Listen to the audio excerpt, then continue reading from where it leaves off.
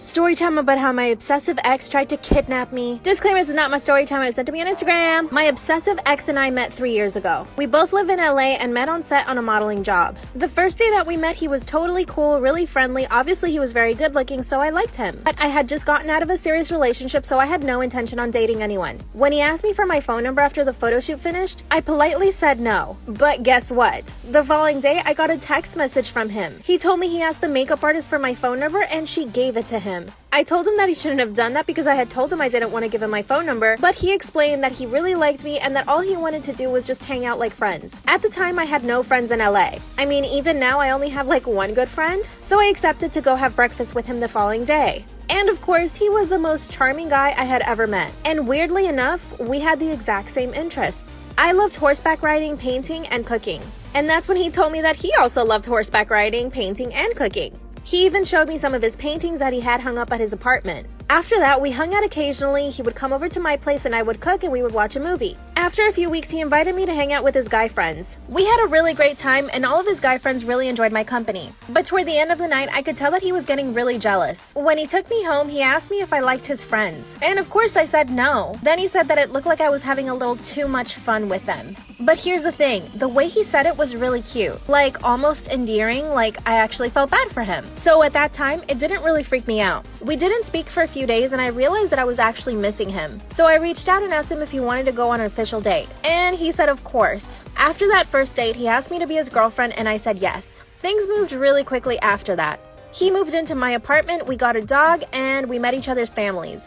For 2 months, everything was going really well. I was pretty happy with the relationship, I loved our new dog, and we were both getting a lot of modeling work individually. Especially me. I got a campaign with a pretty big designer and it was my dream come true. I had to travel to Italy for the campaign and he got very jealous. He started asking me questions like who's gonna be there, do you already know the other models? And of course I didn't. I had no idea who was gonna be there or who the other models were gonna be. This was pretty much the beginning of the end. I was in Italy for 2 weeks, and while I was there, he would constantly call me, text me, check up on me. It even started affecting the work I was doing. I would run to my phone in between shots just to answer it so that he wouldn't think I was doing something bad. The photographer even asked me to put my phone away, and I did. Of course, this made him freak out. The following day, he shows up at my hotel. He told me that I needed to start behaving like his girlfriend. Then he started going to all the photo shoots with me. He would watch me like a hawk while I was working. After he acted really controlling and jealous in Italy, I decided to break up with him. When we got back to LA, I told him he needed to move out. He totally freaked out, grabbed my phone and threw it up against the wall.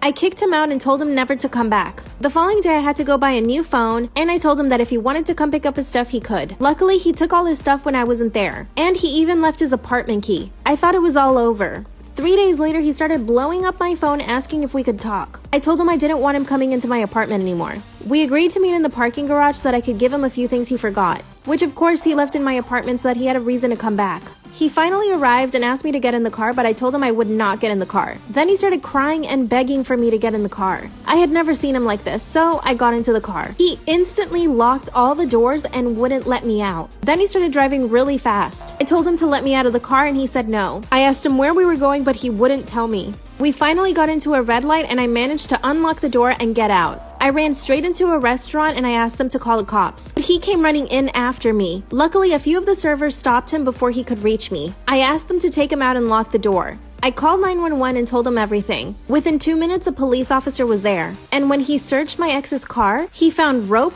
duct tape, and sleeping pills. The officer told me it would be easy to get a restraining order. I called my parents and they flew in straight away. They luckily arrested him that night. When my parents and I went to the police the following day, they told us that they let him out on bail and that they couldn't keep him in there because technically he hadn't done anything illegal. That's when it hit me. I was never going to be safe again as long as he was out there. Later on that day, I found out that one of his cousins is an attorney and that he would do anything to keep him out of jail. So I took it upon myself to do something. I called his modeling agency and told them about everything, and they dropped him from the agency. I moved out of my apartment and got a new phone number, but unfortunately this hasn't stopped him from finding me. Sometimes I see his car around my neighborhood, and I know that he's made several fake accounts to follow me on Instagram. My parents want me to move back home, but I don't want to. I don't think I should live in fear of him. 2 days ago, he sent me an email and asked me if we could get together and talk. Of course I said no, but maybe I can reason with him? I don't know. What do you guys think I should do?